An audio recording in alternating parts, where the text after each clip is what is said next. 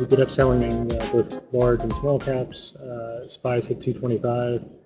Not really significant other than the fact that it's a whole number that people recognized. They bought a little bit there, and then when the market really rallied in the afternoon, it broke out back above 225 and a half, closed right back up pretty much where probably the average price for the last week, around 226 and a half. We've broke above 227 a few times. We've broken below 226 three times. Each time below 226, we've been bought. We closed 226 and a half, 226 and a half, 227. So it's the same environment, low volatility, benign. Dips being bought, small dips being bought. Feel like large dips because the market really isn't moving much at all, especially the SPYs on a percentage basis. Just continue to go with that. IWM was definitely trickier than the SPYs yesterday in the sense that we took out support from the last month. Went down to the 133.60s. You know, it was interesting in the sense that below the support here, there really wasn't much until the 133 area. But the move started from so high up, it's very difficult to start at 136 and then get through this 134 and a half on the same day and then go all the way down to this area down here. So that was the main reason why I was looking to buy in 133s, just because it was, if you look at the size of the move, from here to here was big. In the afternoon, rally back above 135. So we haven't had a close below this. It reminds me of what we saw in the SPYs a few times over the last couple of years, where we get over the course of a month a really great level, and we'd get a strong break at that level, and then a close back above it.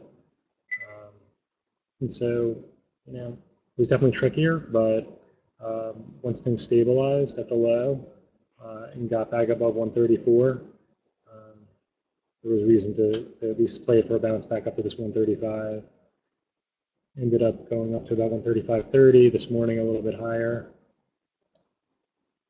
We'll see if this 135 holds on the open.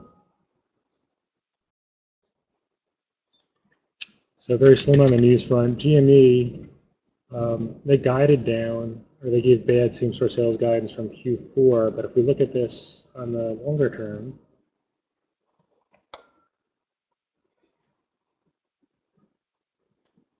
we know this was a $40 to $50 last couple of years, so I'm not sure that down guidance is enough really to cause it to go much lower than it is here in the pre-market.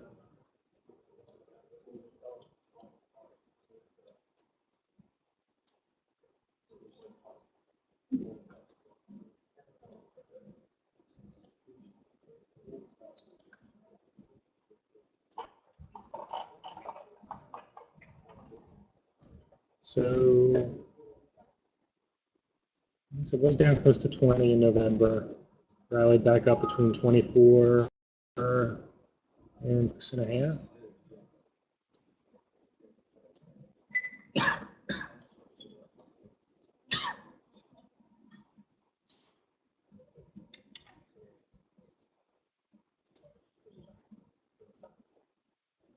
This is what kind of jumps out at me right here, this. It's a little bit above there in the pre-market.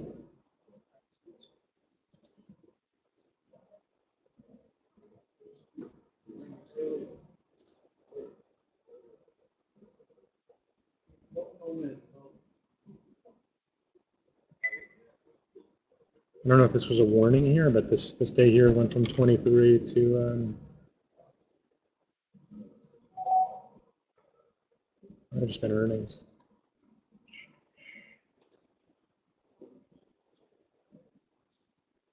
That earnings, they took it down to 2050.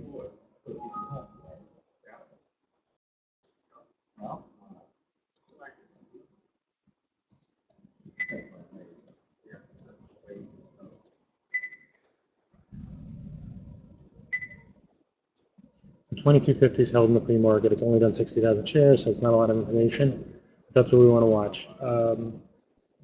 on a spike back up to $10.90. It spikes back up into the low 23s. I'd be careful about being long much past this area here. You can see if it fails. Okay on the short on the weakness if it's holding below 2250, preferably below 2240. But really good earnings. So JP Morgan solid numbers. The issue here with the financials is they had an enormous rally after the election. So it's going to be a question of not whether they can get enough people to take some profits today. Wasn't an up channel. And then after the election just went vertical at 80. Had a nice bull flag. And gosh, anyone who played the break here above 80, 50 was rewarded to a move to the high 80s.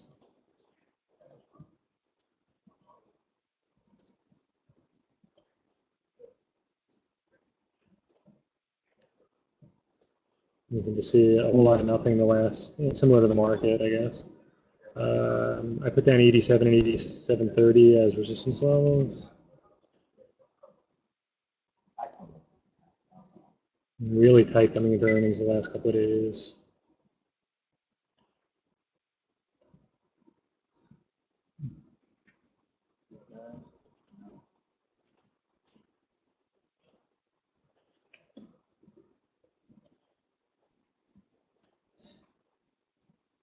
So it did touch this 86 following earnings.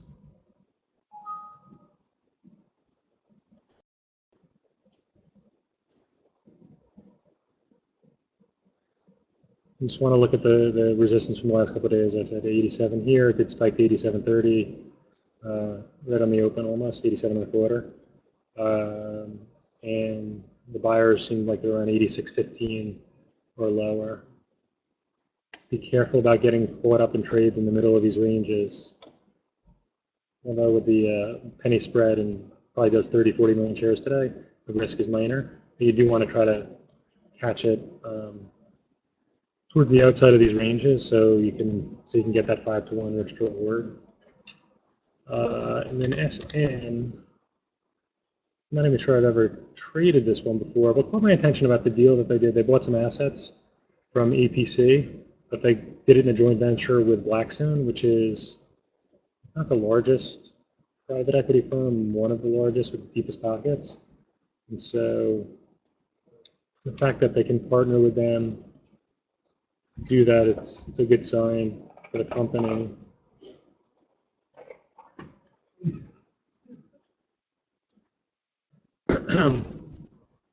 Bottomed like everything else with oil. A lot of charts in the energy sector look like this SPY is ticking higher. So it's bid 975 right now. Since the initial rally off the lows, it has not been able to close. I guess one day maybe it closed up here above 975. So it's at a very interesting point.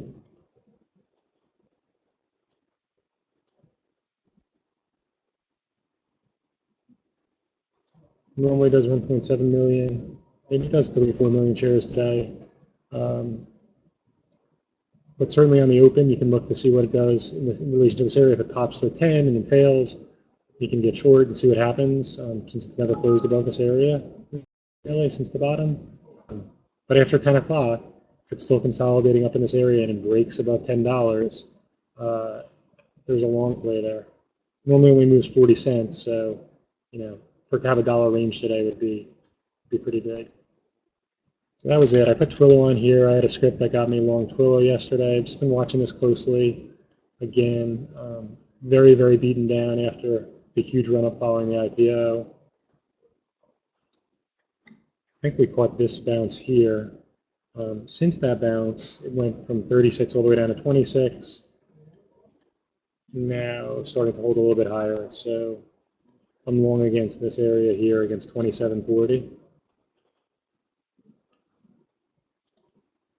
Let's get some momentum up through this area here. I'd like to try to add somewhere in this area here as a momentum trade, and the sellers will probably come out into this area here.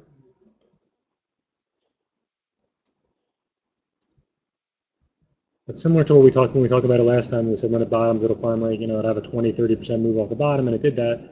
Same thing again. If this 26 is the actual bottom, 30% off, move off that, gets it back up to this area here.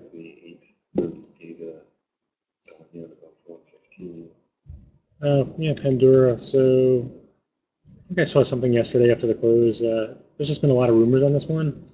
People keep on thinking they'll get sold. It's kind of like Twitter, actually. Like, no one's going to buy them. Or you would think that if somebody was going to buy them, they would have bought them already. And then it rallies back up, and then it gets crushed again. I think we were shorting it up in this area up here. It took too long for it to come back down, so I think I covered pretty early. Rallied back up to 14 again. I think I shorted here. I don't remember. Did make a higher low last time. They're doing a restructuring. They gave some guidance.